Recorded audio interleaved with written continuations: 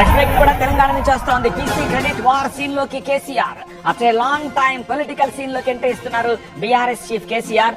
బడుగుల కోసం పిడిగిలి బిగిస్తామంటున్నారు. బీసీలకు 42% రిజర్వేషన్ కోసం గల్లీలోనే కాదు ఢిల్లీలో సైతం సమరానికి సై అంటున్నారు గులాబీ బాస్.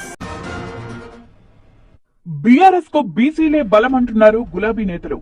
అటు ఉద్యమంలోనైనా ఇటు పార్టీ గెలుపులోనైనా కీలక భూమిక బీసీలదే అని పదే పదే చెప్పిన కేసీఆర్ బీసీ రిజర్వేషన్ కోసం పోరుబాట పట్టనున్నారు. స్థానిక సంస్థల ఎన్నికల్లోనే కాదు విద్యా ఉద్యోగాల్లోనూ 42% రిజర్వేషన్ కల్పించాలని డిమాండ్ చేస్తోంది బీఆర్ఎస్ పార్టీ. వచ్చే వారం కరీంనగర్ లో భారీ బహిరంగ సభ ఏర్పాటు చేయాలని ఇప్పటికే డిసైడ్ అయ్యారు కేసీఆర్.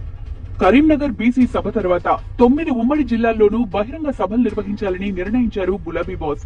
బీసీ రిజర్వేషన్ల కోసం సభలు సమావేశాలే కాదు ఇంటింటికి కరపత్రాలు పంచాలని నేతలను ఆదేశించారు కేసీఆర్. బీసీ ఉద్యమాన్ని గ్రామ స్థాయికి తీసుకెళ్లేందుకు పక్కా వ్యూహాలు రచిస్తున్నారు కేసీఆర్.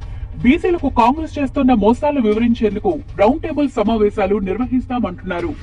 బీసీ రిజర్వేషన్లపై కాంగ్రెస్ నేతలు రాష్ట్రపతిని కలిసేందుకు సిద్ధమయ్యారు. వాళ్లతో వెళ్తే క్రెడిట్ కాంగ్రెస్ పార్టీకి వెళ్తుందని భావించిన బీఆర్ఎస్ పార్టీ తరపున రాష్ట్రపతిని కలవాలని నిర్ణయించింది. తెలంగాణ భవన్లో జరిగిన బీసీ నేతల సమావేశం సందర్భంగా బీసీ నేతలతో మాట్లాడిన కేసీఆర్ తాను కూడా ఢిల్లీకి వస్తానన్నారు. బీసీ రిజర్వేషన్ల కోసం రాష్ట్రపతిని కలుస్తానన్నారు. సార్వత్రిక ఎన్నికల్లో బీఆర్ఎస్ ఓటమి తర్వాత తొలిసారి ఢిల్లీకి వెళ్లనున్నారు కేసీఆర్.